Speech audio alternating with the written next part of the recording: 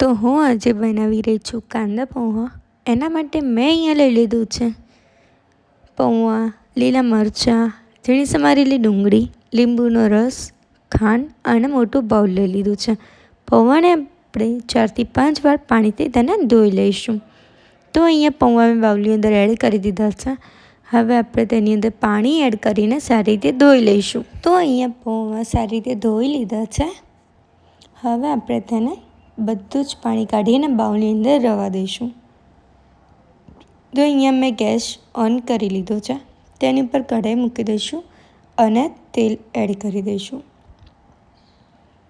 તેલ આવી જાય પછી આપણે તેની અંદર એડ કરી દઈશું જીરું.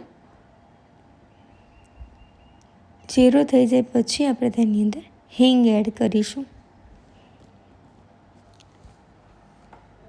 હવે આપણે તેની અંદર ઝીણી સમારેલી લીલી ડુંગળી એડ કરી દઈશું અને ડુંગળીને 2 થી 3 મિનિટ માટે સાતળી લઈશું. જ્યાં સુધી ડુંગળીનો કલર ચેન્જ ના થાય ત્યાં સુધી આપણે ડુંગળીને થવા દઈશું. તો હવે આપણે ડુંગળીને 3 થી 4 મિનિટ માટે થવા દઈએ. અને અહીંયા આપણે જોઈએ તો આપણી ડુંગળીનો કલર ચેન્જ થઈ ગયો છે. કલર ચેન્જ થાય પછી જ આપણે તેની અંદર લીલા મરચાં એડ કરી દઈશું. હવે આપણે તેને મિક્સ કરી લઈએ અને લીલા મરચાંને 2 થી 3 મિનિટ માટે થવા દઈશું. તો અહીંયા લીલા મરચાં અને ડુંગળી સારી રીતે થઈ ગયા છે. હવે આપણે તેની અંદર ટેસ્ટ અનુસાર મીઠું એડ કરી દઈશું.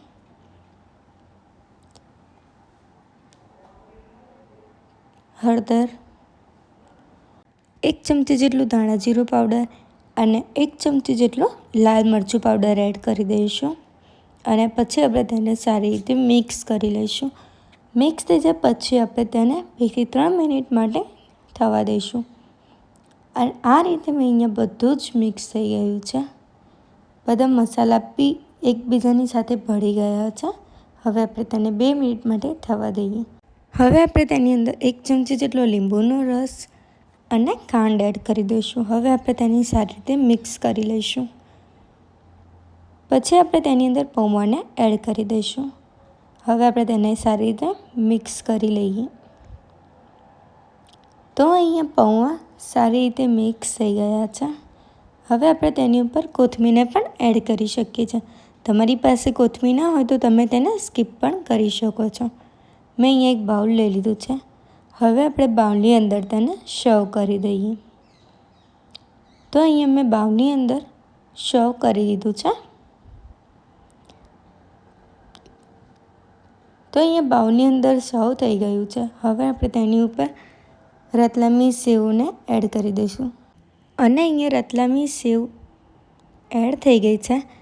તો તમને લોકોને મારી આજની આ રેસીપી કેવી લાગી? સારી લાગી હોય તો લાઈક, કમેન્ટ અને શેર કરજો.